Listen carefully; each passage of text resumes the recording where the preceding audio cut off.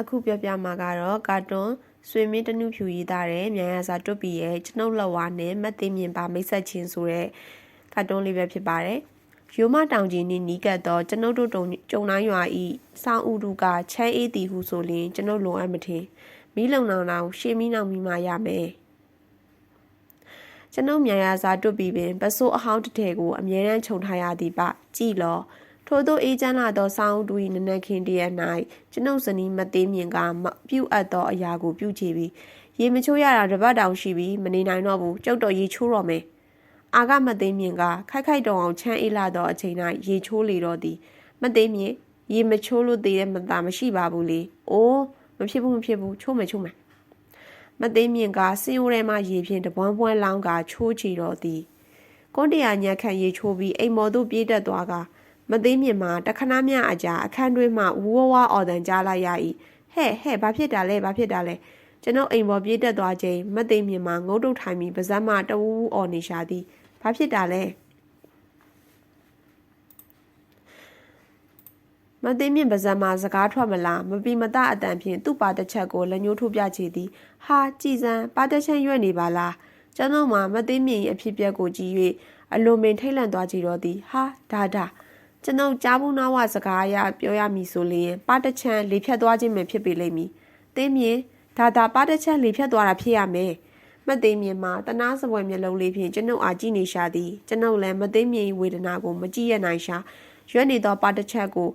လက်ဖြင့်ဖိကြည့်သည်မထူးကြ။နောက်ဆုံးဖြတ်ချက်ချကရွက်နေသောပါကိုလက်ဝါးဖြင့်ခဏနာရိုက်လိုက်၏မထူးကြ။နောက်တစ်ချက်ထည့်ရိုက်လိုက်သည်မထူးကြ။ကျွန်ုပ်လည်းမသိမြင်ပါကို၃ချက်လောက်ရိုက်ပြီးစိတ်အတွင်းမိမိအပေါ်အမြင်နိုင်ခဲ့သောမသိမြင်ကိုအခုလိုပိုင်နိုင်ပါရိုက်နိုင်ခဲ့သည်ကိုကျေနပ်တယ်လို့ခံစားလာရသည်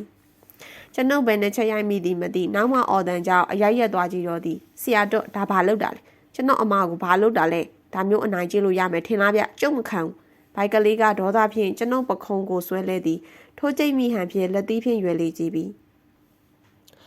ဟေးဘိုက်ကလေးမှားမယ်တွေ့လားမင်းမပါတချမ်းလေးဖြတ်ပြီးရွက်သွားလို့ပြန်တက်အောင်ပါရိုက်ပေးနေရဟာဆရာတွက်ကလည်းလှုပ်လိုက်ရင်တလွဲကြီးပဲဒါမျိုးဖြစ်တာဒီလိုလှုပ်လို့ရပါမလားနားလေဆရာကိုပြရမှာပေါ့တော်သေးတာပေါ့မမမြင်ကိုနှိမ့်ဆက်နေရလားလို့နှိမ့်ဆက်လို့ကတော့ဘိုက်ကလေးကအသက်ချင်းလဲပလိုက်မယ်ကဲပါကွာအခုဘယ်လိုလုပ်မလဲဘယ်လိုလုပ်ရမှာလဲဗျနွားလဲငါပြီးဟိုဘက်ရွာကလင်ငန်းဆရာကျော်စီပြေးပြီးပြရမှာပေါ့ဗျအေးဒါဆိုလဲလှဲငါဟိဘိုက်ကလေးကလူမျိုးကြီးစောတင်မောင်ကြီးလှဲကိုငှားလာကြည့်တော့သည်ကျွန်ုပ်နှင့်ဘိုက်ကလေးလည်းမတ်သိမြင်ခန္ဓာကိုယ်ကိုမနိုင်မနှင်းပွေ့တင်ပြီးတရှိန်ထိုးမောင်းထွက်ခဲ့လေတော့သည်ဟဲ့ပါကျဲတို့ဟဲ့ပရာတို့မြင်ပြေးသံလူပြိုကြီးကသူ့နွားလဲကိုမိုင်းနှုံးမြင့်၍ကန်တင်းရုံများကြသို့ဒုံဆိုင်မောင်းကြည့်တော့သည်ဟဲ့ဖြည်းလှုပ်လဲမှာကန်တင်းရုံတစ်ခုအတွင်းသို့အရှိန်ဖြင့်အကြလှဲဝင်ရိုးပြီးပြုတ်ထွက်ပြီးလှဲမှာဂျုံထိုးမခုန်ကြ၏အောင်မလေးဗျကျွန်ုပ်တို့အော်တန်များဆူညံသွားကြည့်တော့သည်ထိုထဲမှာထူးထူးခြားခြားအော်တန်ကမတ်သိမြင်အတန်ပင်သည်အောင်မလေးသေးပါပြီတော့ဟာမသိမြင်နင်းစကားပြန်ထွက်လာပြီဟာကြည်စံပါတချမ်းနဲ့ငကိုတိုင်းပြန်ထွက်သွားဖြစ်သွားပြီဝမ်းသာလိုက်တာ